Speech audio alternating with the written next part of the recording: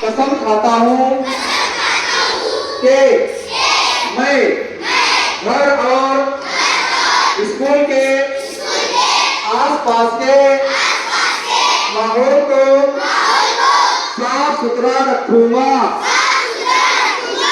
मैं कचरा हमेशा कचरे के डब्बे में ही डालूंगा।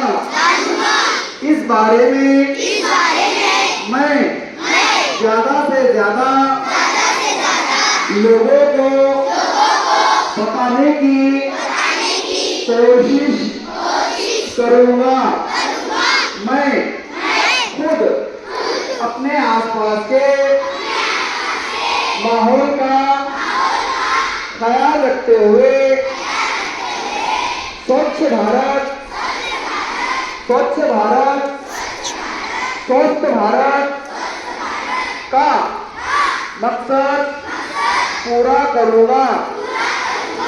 मैं स्वच्छ भारत सुंदर भारत का